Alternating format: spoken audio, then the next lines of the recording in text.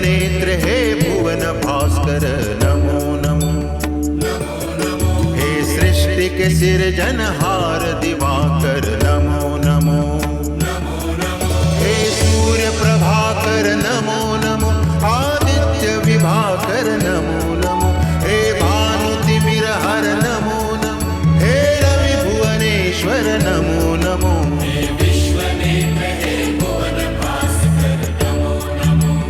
नमो नमो।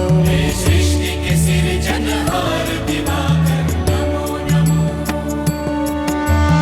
ओम सूर्याय नमो नमः।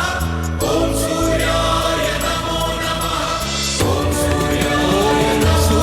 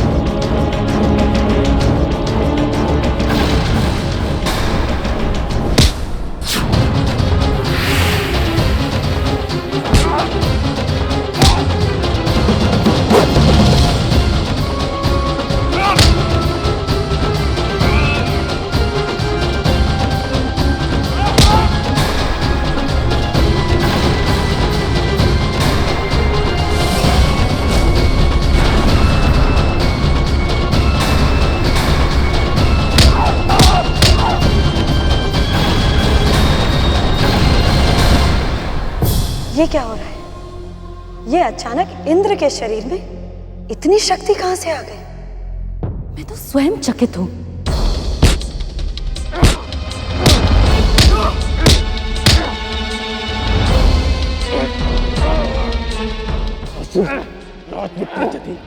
तुम मुझे स्वर्ग से बाहर फेंकने की बात कर रहे थे ना? अब तुम अपनी पराजय स्वीकार करते हो या फिर मैं तुम्हें उठाकर पाताल लोक में फेंक दूं?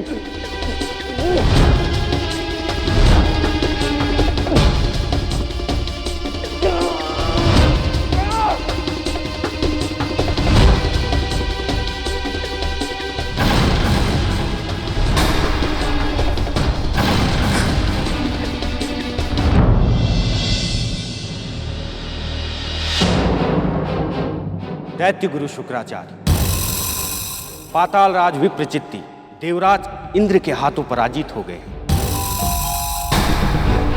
अब स्वर्ग पर देवों के अधिकार के बारे में न कोई संदेह बचा है न कोई विवाद।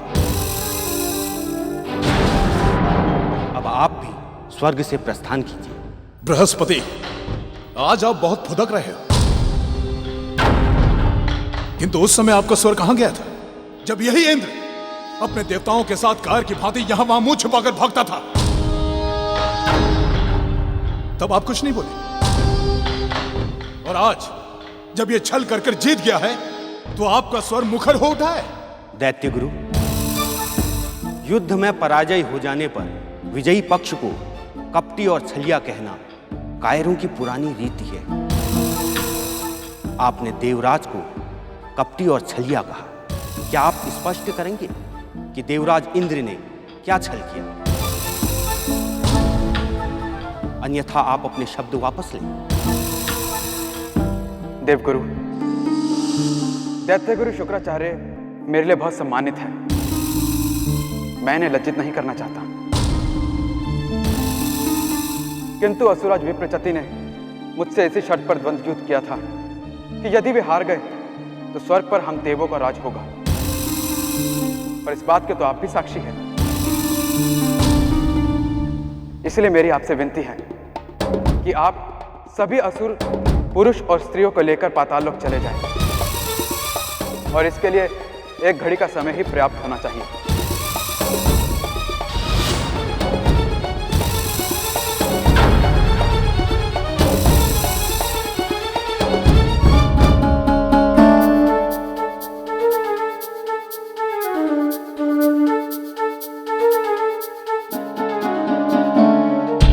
स्वर्ग लोक हमारा है और हम कहीं नहीं जाएंगे।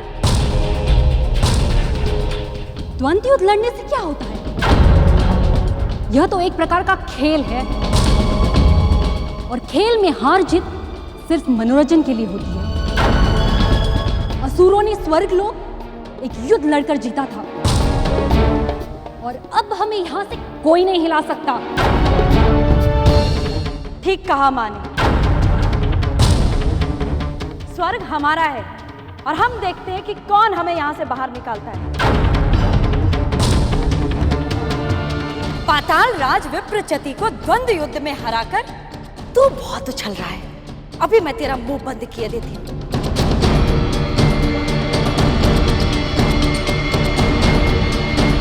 पराक्रमी पुत्र राहु, शीघ्र प्रकट हो।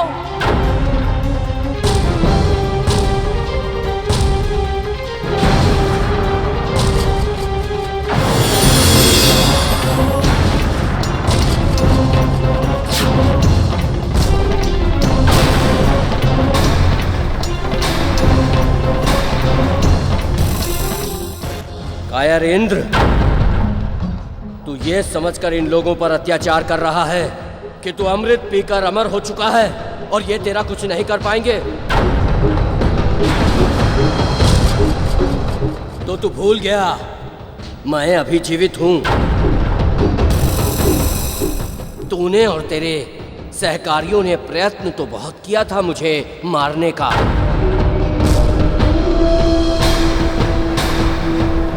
किंतु वे मुझे अमृत पीने से नहीं रोक पाए। और आज इन असहाय लोगों के सामने तू अपनी वीरता दिखा रहा है। वो दिन भूल गया जब इस स्थान पर मैंने तुझे और तेरे देवताओं को स्वर्गलोक छोड़ने के लिए विवश किया था। और आज मैं वही करूंगा। देवगुरु, इस बड़बोले को समझाइए। अब ये सम्मानित ग्रह बन चुके हैं, नवग्रह मंडल के सदस्य, मनुष्यों में पूजनीय। इनकी इस प्रकार की बातें और ऐसा आचरण इन्हें शोभा नहीं देता।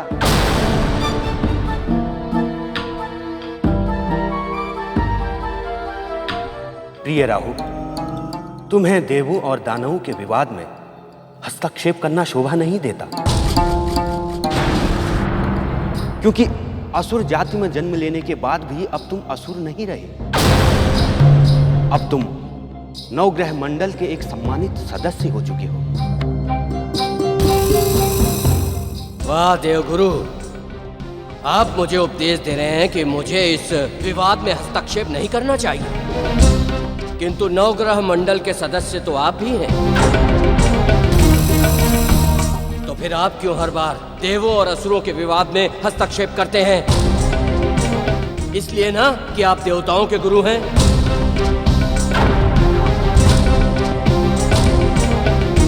यदि आप देवताओं के गुरु हैं तो मैं भी माता सिंहिका का पुत्र हूं। जो चाहे बन जाऊं, जो चाहे जितना सम्माननीय हो जाऊं, किंतु रहूंगा तो अपनी माता का पुत्र ही ना।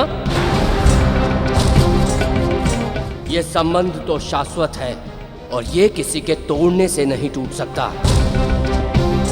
इसलिए देवगुरु, भविष्य में आप अपनी शिक्षा देवों तक ही सीमित रखें तो अच्छा है। मुझे आपकी शिक्षा की कोई आवश्यकता नहीं है।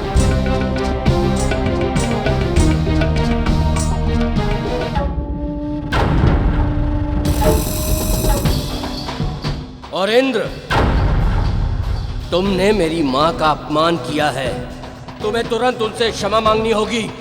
लगता है तुम्हें इस बात का भान नहीं है कि तुम किससे बात कर रहे हो। मैं तुम्हारी सेना का कोई साधारण सैनिक नहीं हूं। मैं स्वर्गाधिपति देवराज इंद्र हूं, जिसने अभी अभी तुम्हारे पूज्य पिताश्री असुराज विप्रचति को द्वंद्व युद्ध में हराया है। पिताश्री को हराने का अर्थ ये नहीं कि पुत्र ने भी तुमसे पराजय स्वीकार कर ली है। मैं तुम्हें अंतिम बार कह रहा हूं कि मेरी माता से क्षमा मांग लो, अन्यथा मैं तुम्हें और तुम्हारे सभी साथी देवताओं को दंड देने के लिए विवश हो जाऊंगा। तुम हम सबको दंड दोगे? तुम? जिसके पास प्रहार करने और सहने योग्य शरीर ही नहीं है। इस भ्रम में मत रहना अग्निदेव कि मेरे पास शरीर नहीं है तो मैं प्रहार नहीं कर सकता। इंद्रियां बल की वाहक होती हैं, बल का केंद्र नहीं। ऐसा है तो तनिक दिखाओ कि तुम क्या कर सकते हो। याद रहे, संसार की सारी विध्वंसक शक्तियां मेरे मुख में वास करती हैं और मेरा संकेत पाते ही वो तुम सब का सर्वनाश कर डालेगी।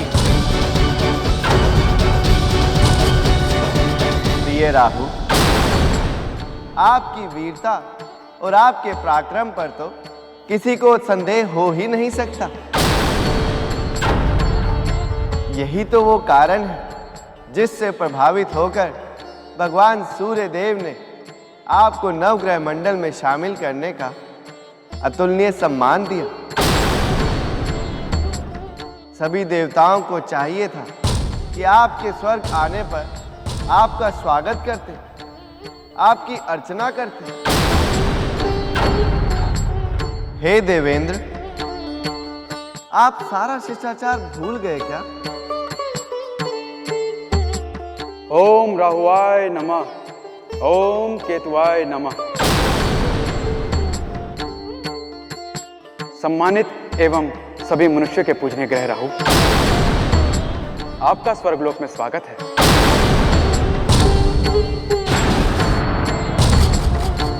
हम सभी ने श्रद्धापूर्वक आपकी अर्चना की है। इसके फलस्वरूप आप हमें अपनी कृपा और आशीर्वाद प्रदान करें। ओह, तो ये चतुराई है इस साधु की, किंतु ये इसका उत्तर देने का सही समय नहीं है। देवराज इंद्र, तुम सब ने मेरी पूजा अर्चना करके मेरा मन प्रसन्न कर दिया है। मेरी माता का कहना सही है कि स्वर्ग मैंने अपने बलाबल से जीता था, फिर तुमने बलपूर्वक इस पर अधिकार कर लिया। मैं आज तुम्हें तुम्हारा स्वर्ग लौटाता हूं।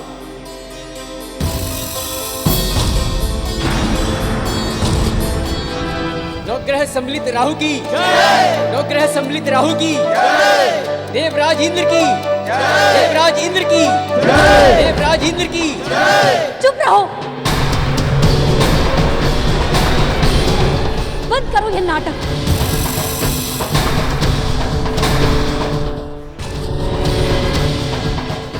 राहु, इस प्रकार तुम इन सब देवों के बुलावे में आकर इन्हीं जैसा व्यवहार कर रहे हो,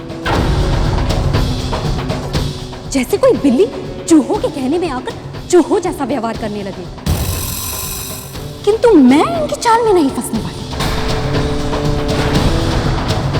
किसी भी मूल्य पर मैं स्वर्गलोक छोड़कर नहीं जाऊंगी।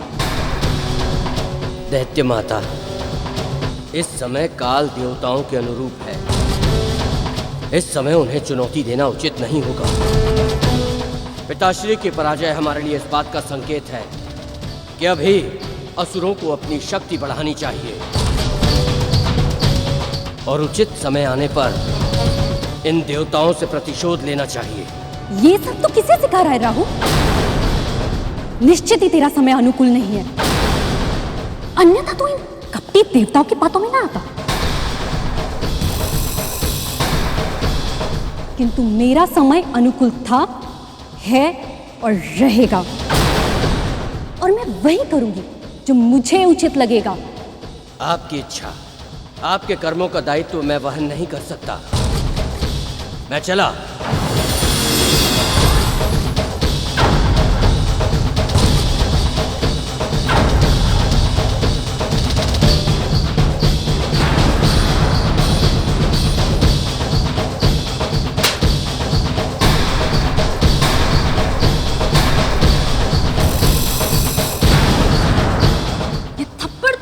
बात की याद अवश्य दिलाएगा कि तुमने बलात् किसी के घर में घुसने का प्रयास किया।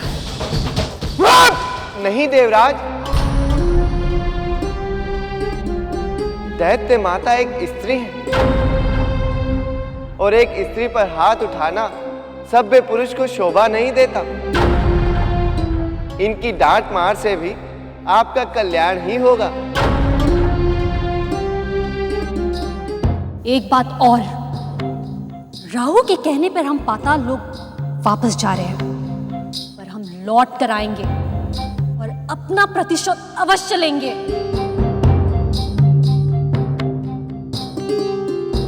पुत्री सिंहिका, चलो, हमें पाताल लोक जाना है। सुन लिया ना तुमने? माँ ने क्या कहा? हम जा तो रहे हैं, किंतु लौट कर आने के लिए। और जिस दिन हम लौट कर आएंगे, उस दिन ना तो तुम्हारा सुख रहेगा और ना ही सम्मान।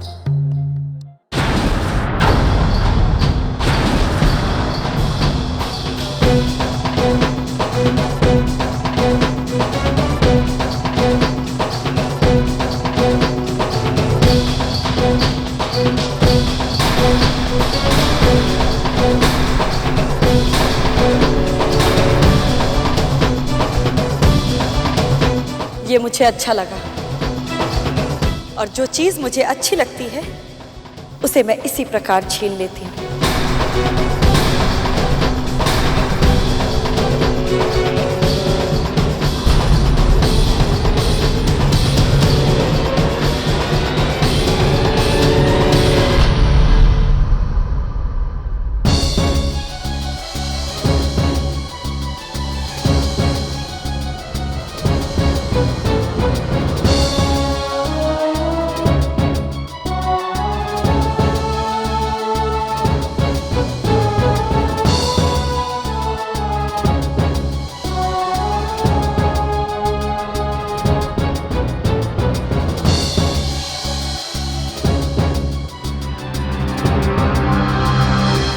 विप्रचत्ती,